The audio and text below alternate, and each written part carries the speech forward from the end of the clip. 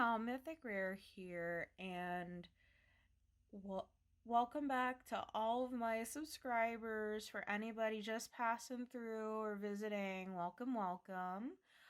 We are still working on the Sarah Burrier Eternal Companion Mermaid from Craftibly, and y'all, like, check out the detail. It took a freakishly long time, but it was worth it. OMG. Cannot wait to have this canvas finished. So this is another very confetti heavy section that I am working on. So I'll mainly just be using this gorgeous Enabler Outpost pen and a four placer with chit inside. CHIT, Romanian word for putty.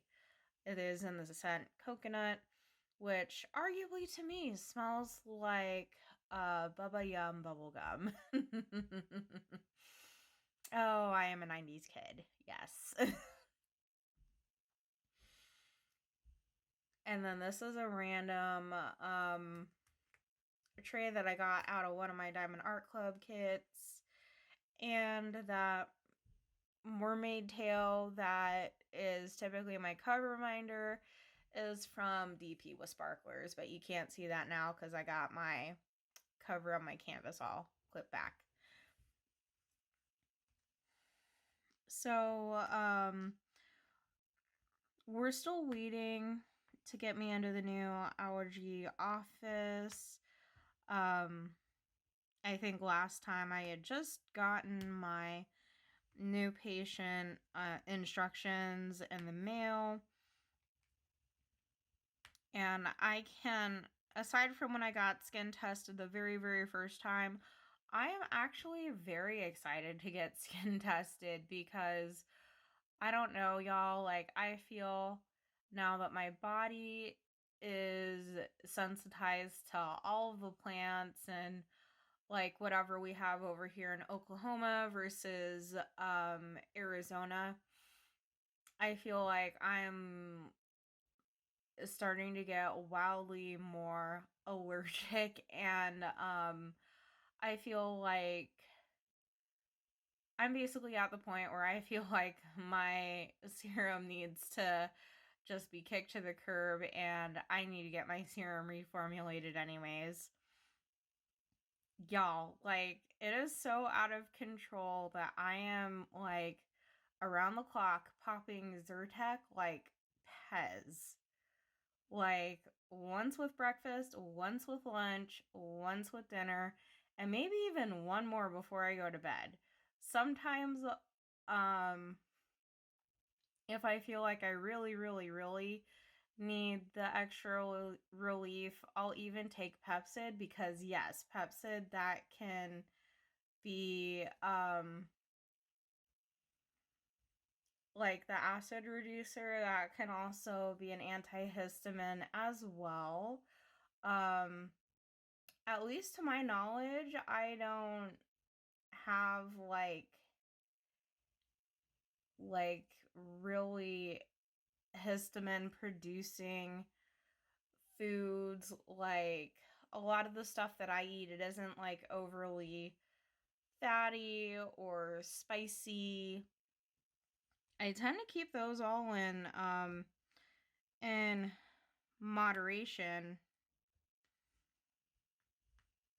So I typically don't use them. I mean, I know like they want me to, but I just like I have a feeling that something else is totally up with me, and like we just need my immune system to come down a notch because taking Zyrtec 4 times a day, on top of Flonase, on top of Astropro. Yeah, like I think I'm kind of sort of taking the strongest over the counter of everything allergy just about now. So, yeah. But we are almost there to the 26th. The 23rd is honestly going to be the hardest part because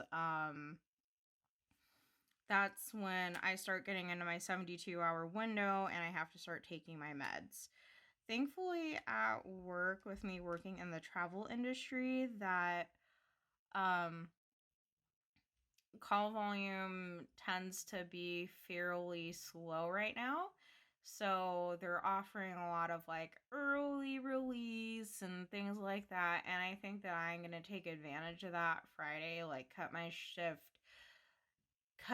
shift short a little, because I'll probably be having one heck of a time trying to get through my entire shift with no meds.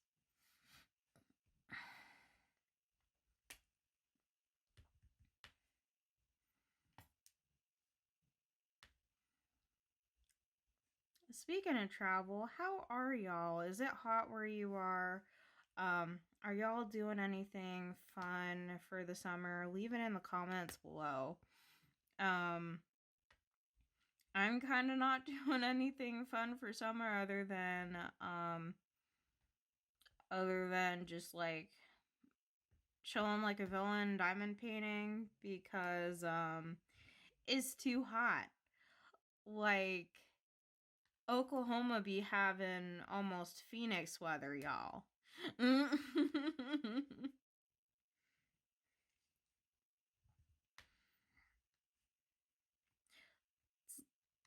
Like, earlier today, I went to the bank because my paycheck is just, you know, it's showing now in my bank and I can withdraw it to cash envelope it. When I got out, my glasses fogged up, so humid. And then, like, I live a good 25 minutes out of town, right? And it's all pretty much like either back roads driving or highway driving in order to get to the bank.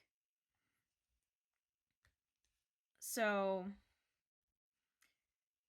I get behind this dude. He's just like in his pickup. He's just cruising on down the back roads, only doing 40, like just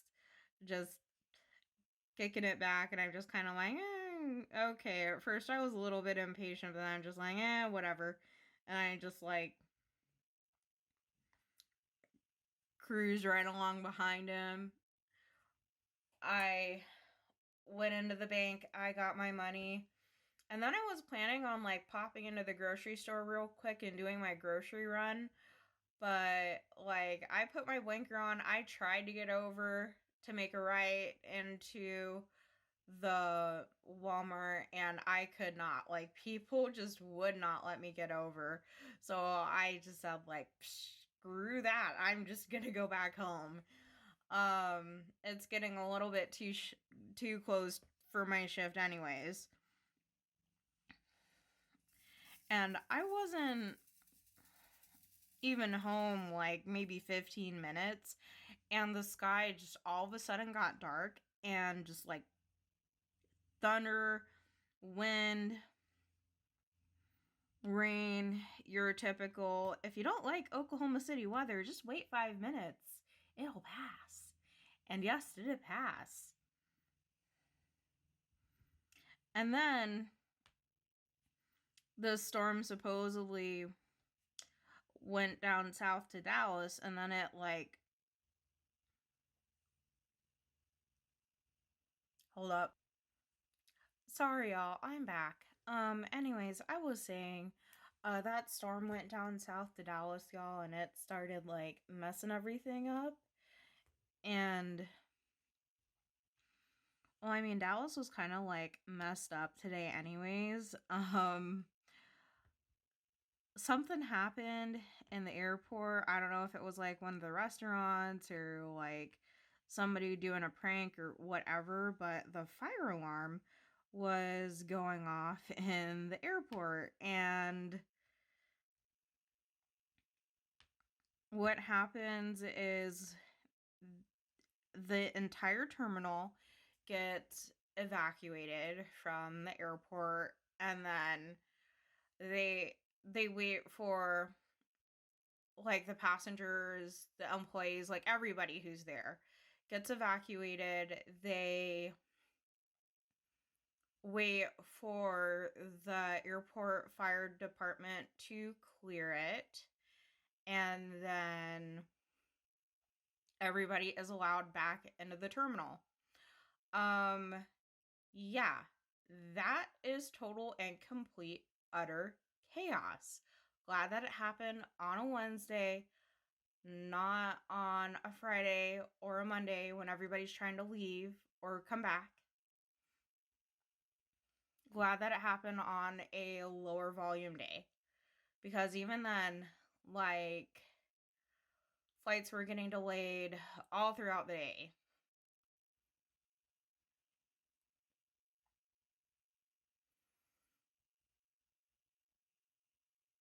Yeah, as you can tell, like, my shift just let out of work. And you know what? Yeah, that's what I can talk about.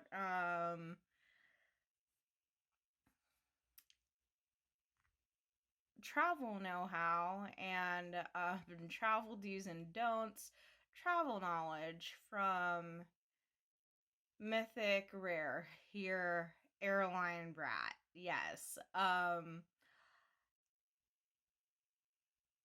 Dad worked for United for 20 some odd years. Um, Mom works for Southwest Airlines. Yeah. Um, Basically been raised on a plane. Just kidding. I did have my first flight though when I was unticketed under the age of 2. I do know that.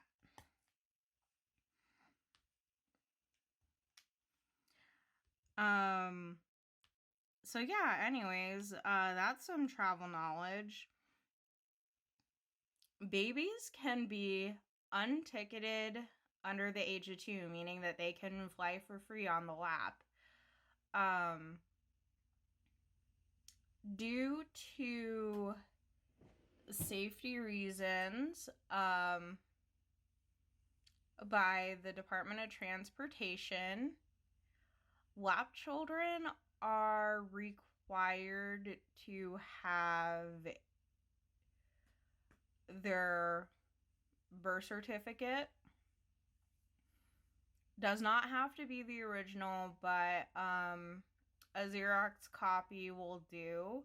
Some airlines will not allow pictures of it on the cell phone, because sometimes, your phone messes up or you run out of battery, whatever. You're not gonna have that image readily available for us to see. So if you have an infant and they're gonna fly, put a Xerox copy of their birth certificate inside of your purse, your backpack, whatever you're gonna bring with you into the cabin. Not only that, but I mean, it's hard enough just to get the first one, right? So y'all can only imagine if you had to replace it. And I mean, sometimes those things take for forever. If you do not have one and you get somebody who is like totally nitpicky on your day of travel, they may make you purchase your infant a seat, but then you can always go to the airline's website as soon as you get that birth certificate, put in the confirmation number, and write to corporate that the child was indeed under the age of 2, but you just didn't have proof on your person at the time, and then you can ask said airline for consideration of a refund on your ticket.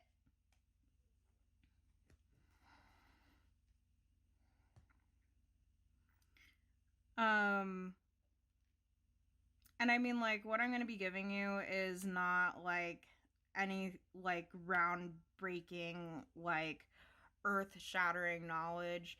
This knowledge is going to be for the folks who haven't flown in a while because of COVID and y'all are rusty, or um, maybe you've flown a time or two and you're just kind of like wondering, oh, yeah, that. You're kind of, a little bit curious, or maybe you work in the travel industry too and you're just kind of, you know, you're here for the laughs. Who knows? Um,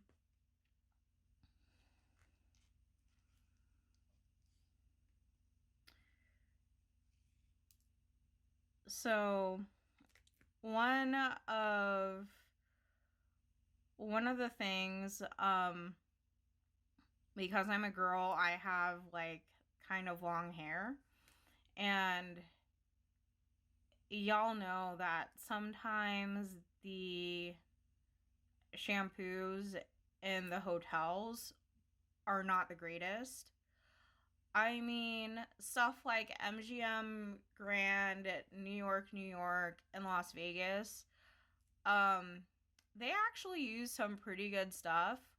Or like on Princess Cruises, how a lot of their stuff is made by Elemis actually. That is very, very good product. Totally love it.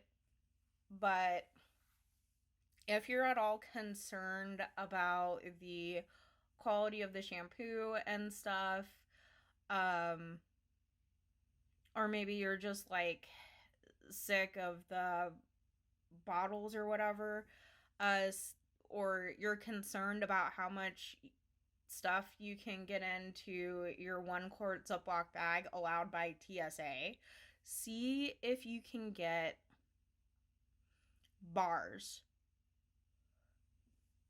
Um, Shampoo bars, conditioner bars. Personally, it didn't work for me all that well. It kind of left my hair looking dull and lifeless, but I know that Viore can work good for people. But yeah, honestly, like, I would try to get shampoo bars and conditioner bars. Maybe when there's like not travel or not something important going on, just like try them, see if your hair responds well to them, and maybe have that as like a backup for your liquid hair product for when you're going to be traveling. Because if you have that as a solid, that frees up more room in that teeny tiny quart size Ziploc bag for you to have an extra lippy or mascara, like whatever.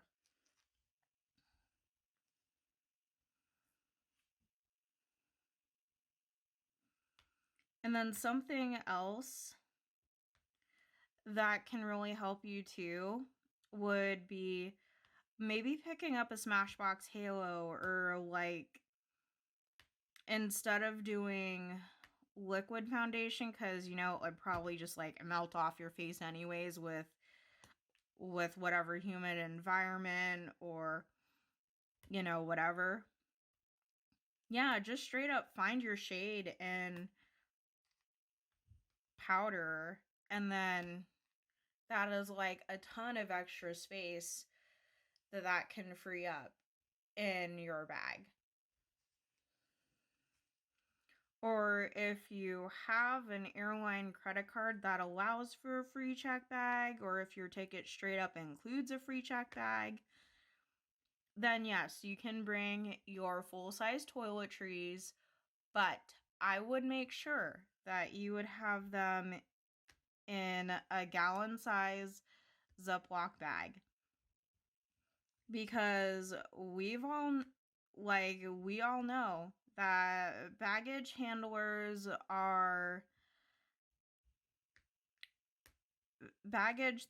handling process in general is not a very gentle process. It often involves your bag going down trap doors through a maze of conveyors. Um,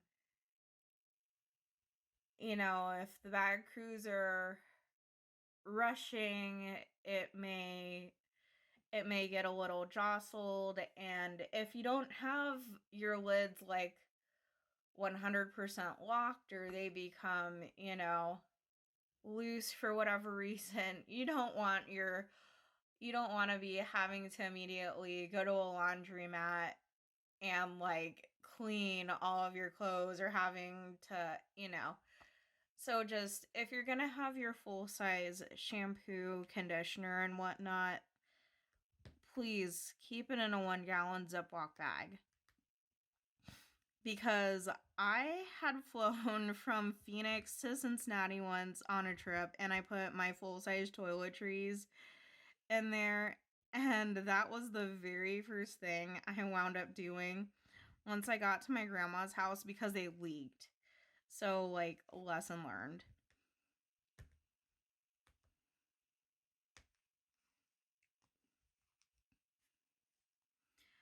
Um,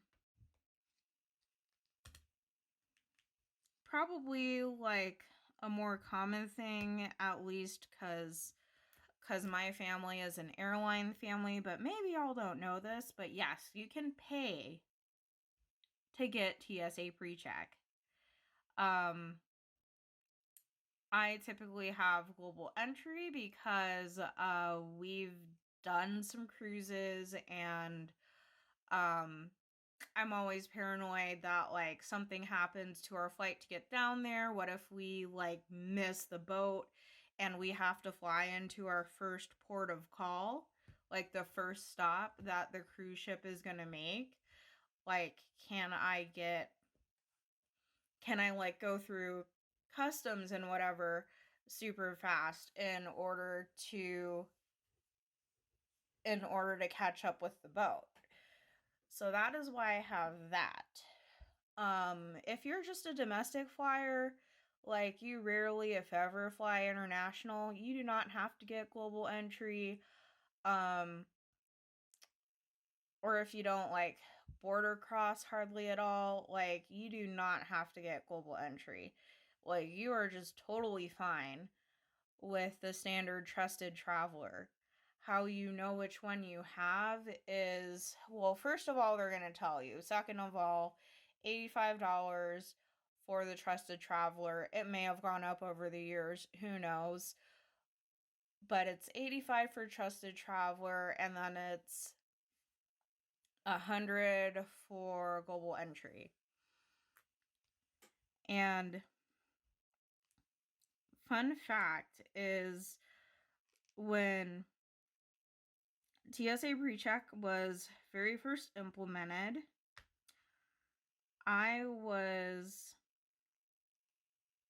it was like to a trip for grandma's house, and I got TSA PreCheck like right away. Like they selected me to have it, and and my parents were like stuck behind. So typically what I do when we get separated is I will wait for them until I see them come out of the security checkpoint and stuff, and I told them about it. Like, you don't have to take off your shoes, you don't have to take off your coat if it's like a light coat, light sweater. You don't have to take off your belt. Your electronics can stay in your bag, your liquids can stay in your bag. Like, if you fly just a few times a year, it just pays for itself, because you don't have to get, you know, disheveled and almost halfway naked in order to go through TSA. mm.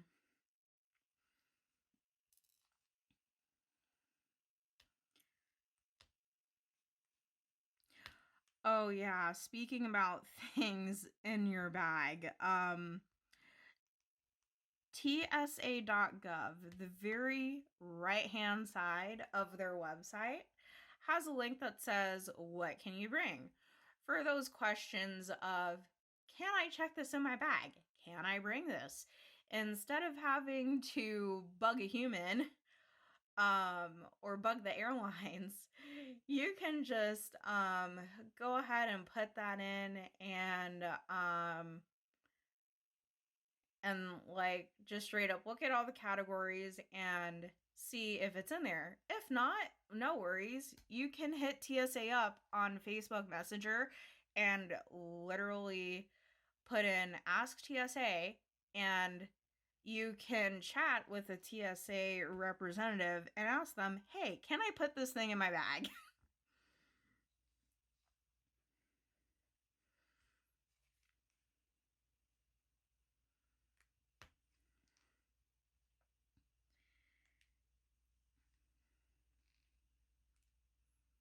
And do not get me started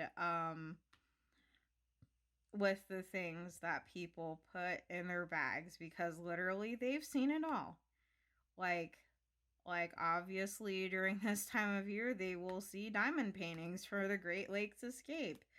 Um they see unmentionables, they see all kinds of spicy toys, they see everything.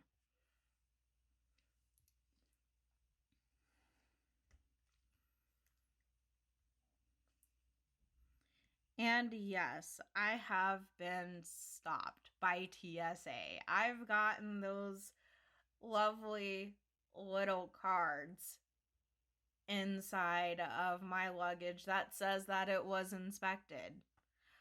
Um, Sometimes, depending on what you have in your bag, you may notice that something is missing, and there was no calling card from TSA. If that is the case, you would need to call your airline and report a missing item out of your bag, but then also you're going to want to make the same report to TSA, because while that bag was out of your possession, you do not know who did what. And depending on what the item is, you may be able to get compensated for it for the value, but you may need to have receipts for it. Sometimes it is good, if you like to online shop a lot, to have those emails going back for like 5 years, and you're paying Google the extra fees to carry all those emails.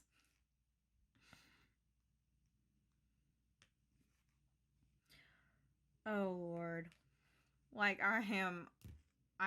I just like sound so goofy right now, but I've been kind of coughing a lot and stuff, and I've been having kind of a hard time getting to sleep, so, you know. Slap Happy Mythic. Oh, let's see.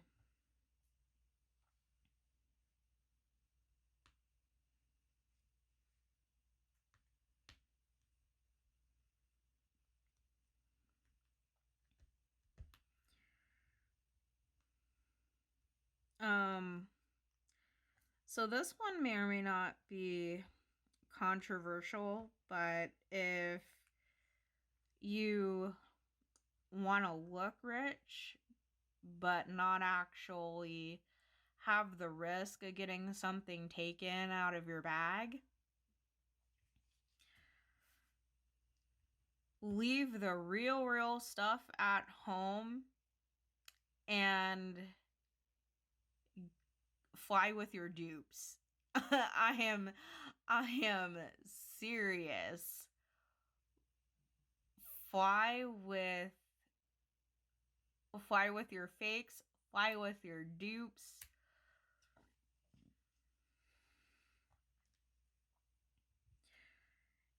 And I say this for a few reasons. Number one,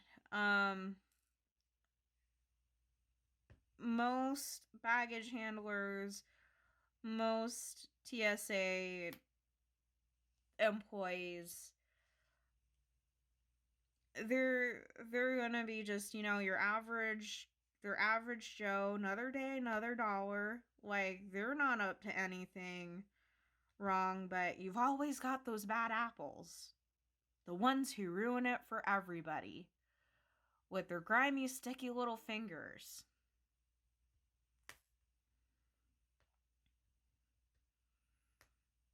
You know what I mean?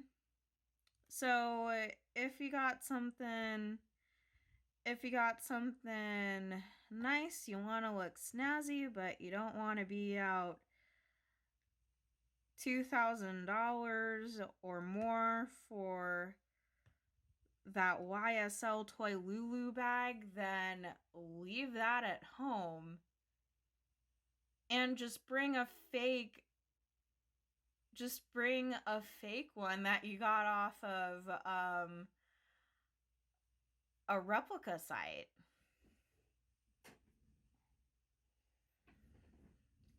Or even better yet, some of these ones on Temu, especially the sequin Marc Jacobs tote bags that they have on Temu, they look like exactly like the ones that you could get off of Neiman Marcus. If you know, you know.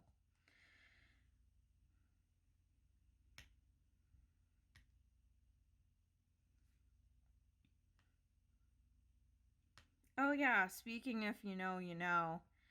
Only in Florida would there ever be a flight delayed because a crocodile decided to, or alligator, um like those things, those lizard with the big jaws that go yeah, alligator decided to mosey on down the runway. It did not happen while I was on vacation. It literally happened at Orlando International Airport. I want to say back in like 2018, 2019. No, 2018 actually. It was like not even 2 weeks after I went down there for vacation. Alligator just like straight up held up a flight for 10 minutes until they got animal control to chase it back over into the grass away from the planes.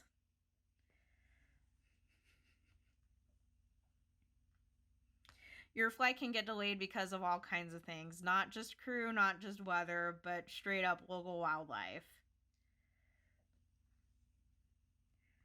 But airports try to keep wildlife away from planes as much as possible because, especially birds, like, I don't know if y'all have heard of the Miracle on the Hudson story, but there was a flock of geese that was basically right in the path of a British Airways flight that was leaving from, I think it was JFK. And they had what is called a bird strike. Like, literally, the bird ran into the airplane. And the part of the airplane that it ran into was the engines. And both of the engines like died, and this plane was still like climbing. It was over the Potomac River, or it had just passed up the Potomac River. They had to circle around, and Captain Sully picked that river to land. When they say that when they say during the safety announcement, please locate your nearest exit, it may in fact be behind you, and that is for a reason. Those lights really do light up on the floor in the event that it is nighttime or if it is dark. And the reason why we dim the lights is because if there is something happening outside of the aircraft,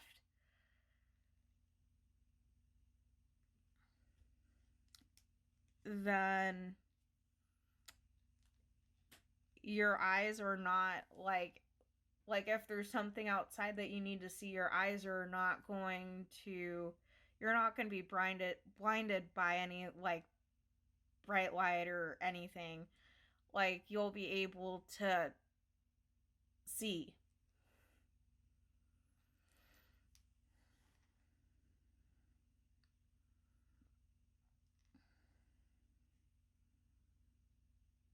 Like you'll be able to see all the safety placards and stuff like that much clearer, because the most dangerous part of flying actually is takeoff and landing.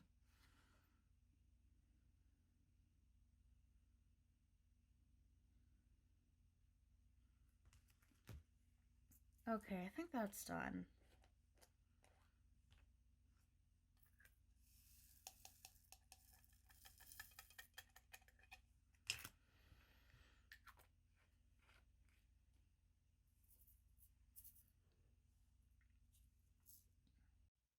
Okay, y'all, I'm back. Yeah, so I was basically just trying to cough up a whole bunch of stuff for like 20 minutes. It just comes and goes like this very often. I mean, I think at this point, if I can, I may just take the whole entire Friday off, or maybe half my shift, something. I don't know. We'll see. Um Anyways, my next thing that I was going to say is yes, there is such a thing as the F around and find out. And an airplane is one of those places where you do not want to F around and you do not want to find out, because tampering or disabling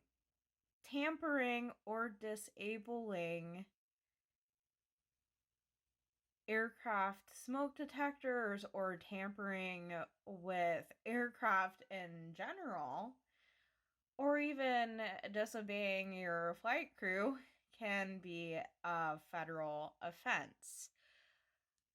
Airlines have their own personal do not fly list, but then there is also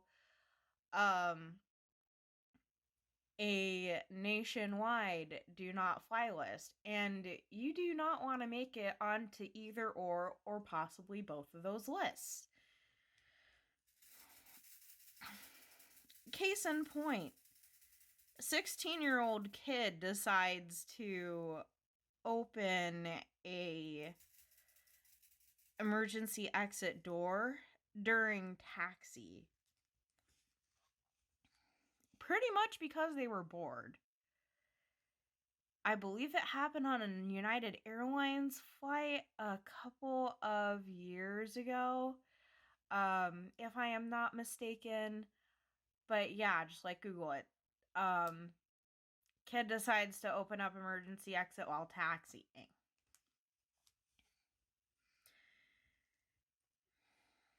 Those slides are kind of like the airbags inside of your car. Like they super like they inflate super duper quick. And yeah, so obviously to get the slide deflated, rolled up, and into the pressurized canister that it's in, wedged into its uh cubby hole and that really thick armored door that they have for the aircraft, yeah, like you do not want to do that.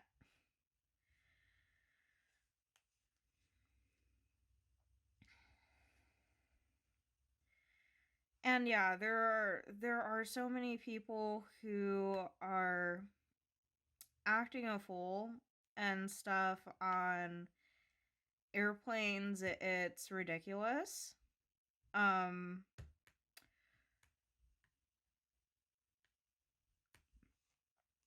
but that's why it took airlines so long to get alcoholic beverages to come back after COVID-19, because everybody was so pent up and stuff, just like from being at home, the state of the pandemic. And I'm sure that's why, like, that is a that's why a lot of these incidences are still high. Like, people are stressed because their job situation, the economy, like, just um just like went through it with the Rona. They're probably just looking to let loose. And people don't even wait till their final destination to get there, unfortunately. Um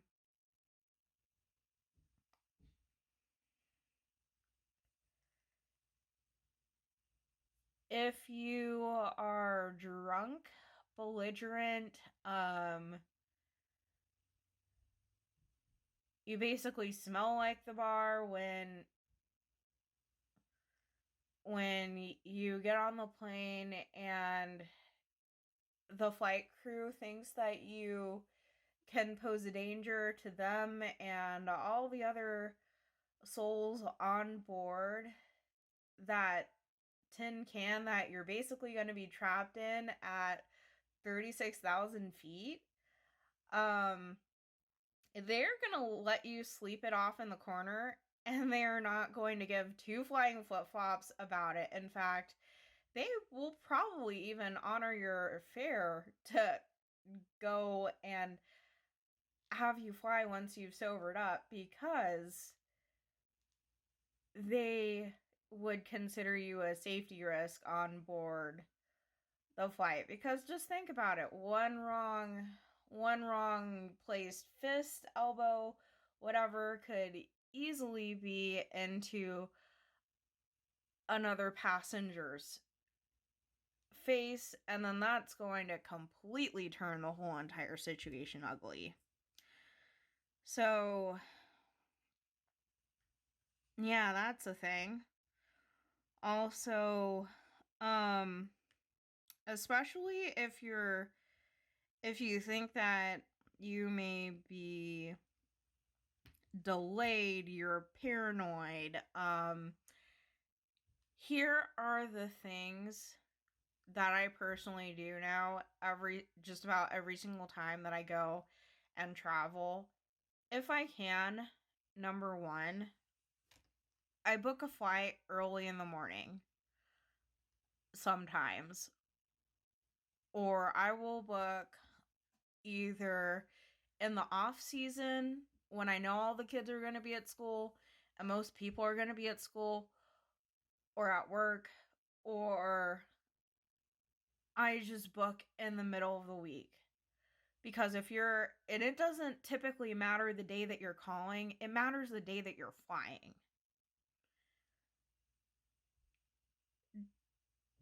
Tuesday, Wednesday, Thursday, and sometimes Saturdays.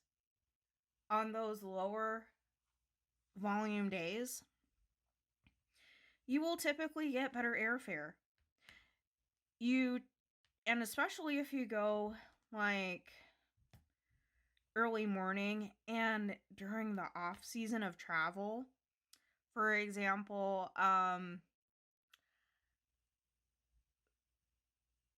late into January and almost the whole entire month of February, or late into September and the whole part of October, beginning of November, pretty much, you're not going to have any screaming children on your flight. If they do, they're probably in diapers. And I mean, just good pair of noise canceling headphones will take care of that. But I mean, yeah, like traveling during the off season, not only are you going to get better rates on things, but also you're not having to deal with a whole bunch of tiny humans.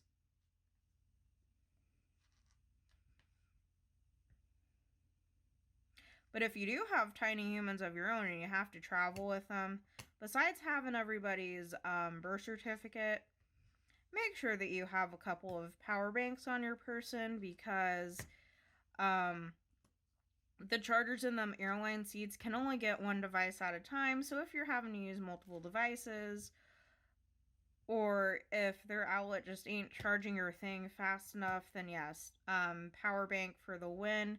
Keep those on your person. Do not keep them in your checked luggage, because sometimes, depending on the aircraft, that may not pressurize, and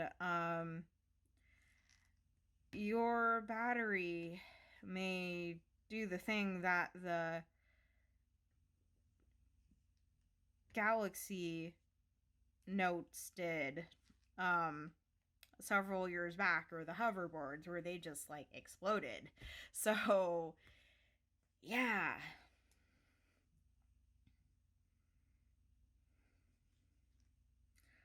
But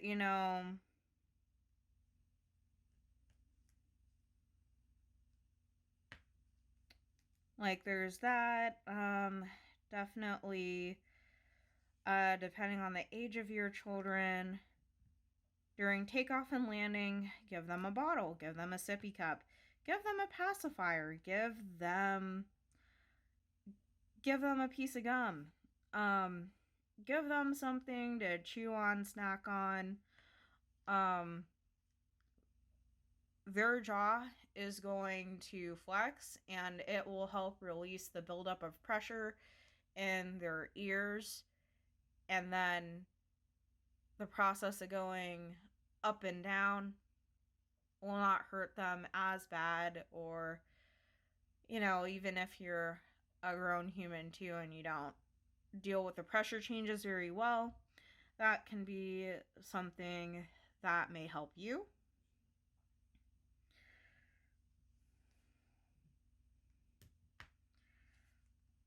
Always make sure that you have your medication inside of your bag, because you do not want to put that in your check luggage and then something happens where they accidentally tag your bag to the wrong city, and then there goes your meds, and then you're going to be an allergic hot mess, or an irritable hot mess, or insert reason for you being a hot mess here because you got separated from your meds.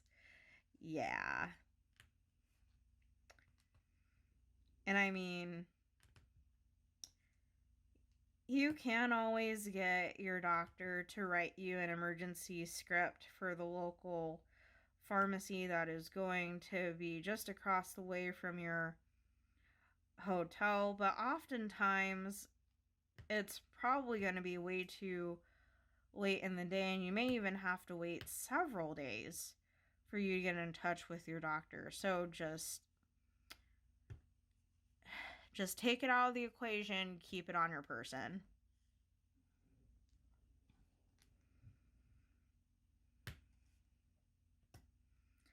Oh yeah, and by the way, if you have any medical questions about how to travel with and like go through the security checkpoint, the disability placard on the front of the tsa.gov website is a great resource for you. And then also, don't be afraid to hit up your doctor. Let them know what you're going to be up to, and especially if you are going international, let them know where you are going, Because, for example, Southeast Asia, where malaria, dengue fever, yellow fever is a thing. You may have to take special medicine, and you may even have to get special shots in order to go over there so that you'll not bring any really nasty things with you when you come back.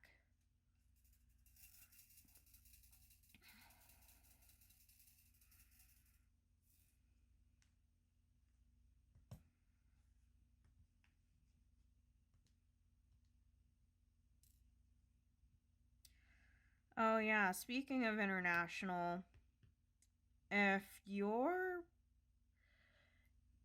say maybe planning a trip a year or so in advance, 2 years, it's gonna be this like once in a very long while or once in a lifetime kind of trip,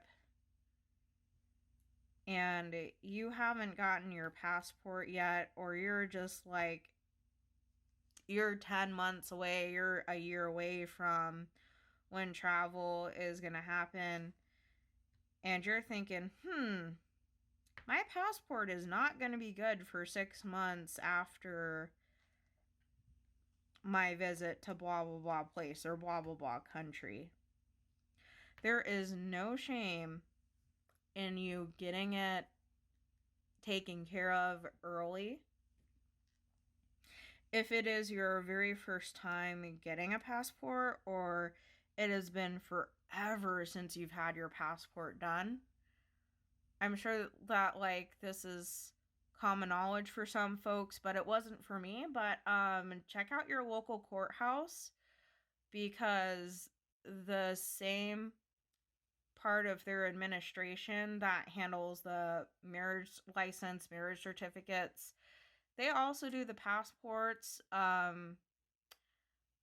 lot of the newer places come with credit card things and stuff now, but still you may want to carry a checkbook on you for that one.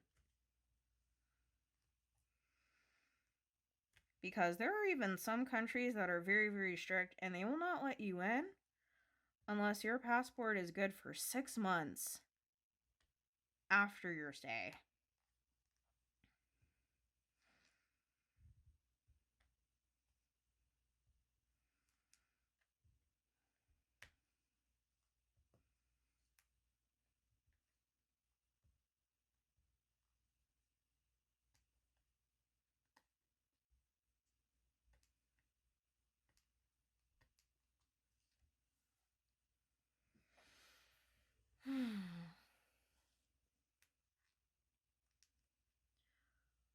Well, it is getting late. I feel like the allergy meds are finally kicking in.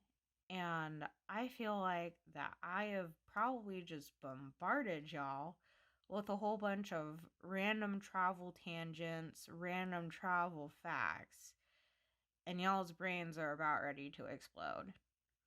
I am going to leave it here. Let me know in the comments if you found any of this helpful, or if you got a chuckle or two out of the snark about my day job and what we fine folks have to put up in the travel industry. All right, talk to y'all later. Bye.